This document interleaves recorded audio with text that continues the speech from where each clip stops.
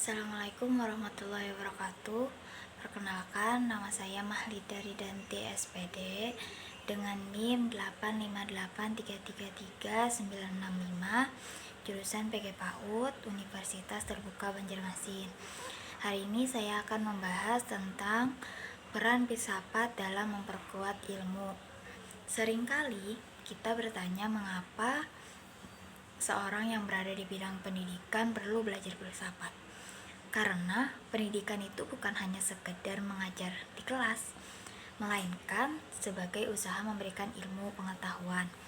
Filsafat ilmu hadir sebagai pondasi yang memastikan pendidikan itu berada di jalur yang benar. Filsafat ilmu berperan sebagai ilmu pendidikan.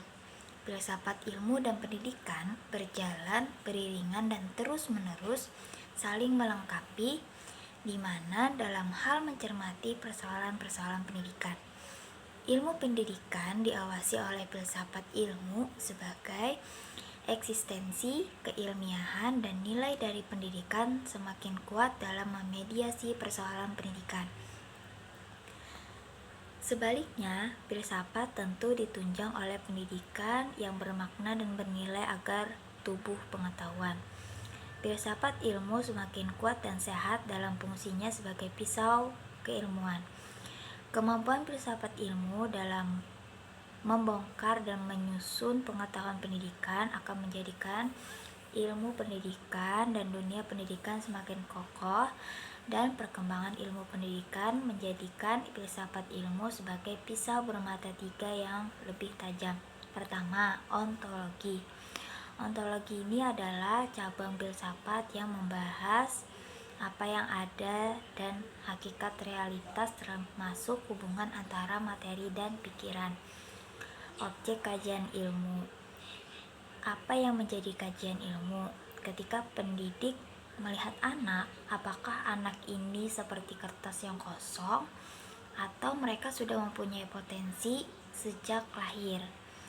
Nah, maka jika salah dalam memahami hakikatnya, maka seluruh pondasi pendidikan itu akan salah.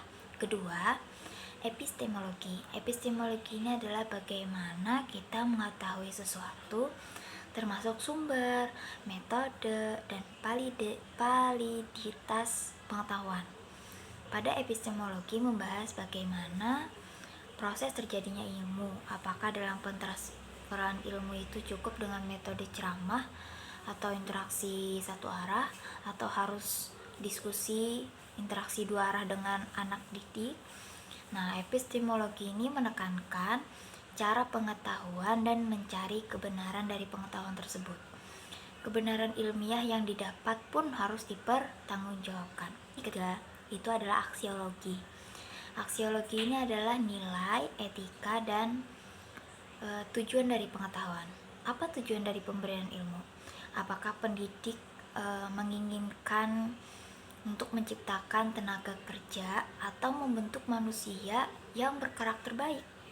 Nah, aksiologi ini memastikan bahwa pendidikan dapat bermanfaat bagi kemaslahatan masyarakat dan kemajuan peradaban. Contoh yang saya ambil adalah pada kurikulum Merdeka, karena memang di lembaga saya masih menggunakan kurikulum Merdeka, walaupun pada saat ini sudah banyak pembahasan tentang kurikulum mendalam atau deep learning, tetapi di lembaga saya masih menggunakan kurikulum Merdeka. Nah, saya mengambil contoh itu. Secara ontologi, kurikulum Merdeka ini memandang anak didik itu sebagai objek, bukan sebagai objek, tetapi melainkan individu yang unik. Maka dari itu, kurikulum Merdeka menggunakan konsep pembelajaran berdiferensiasi. Secara epistemologi, anak memperoleh pengetahuan itu tidak lagi bersumber dari guru. Nah, guru ini hanya sebagai fasilitator. Anak akan didorong untuk mencari tahu melalui proyek atau mencari tahu melalui pengalaman langsung. Anak akan melihat langsung.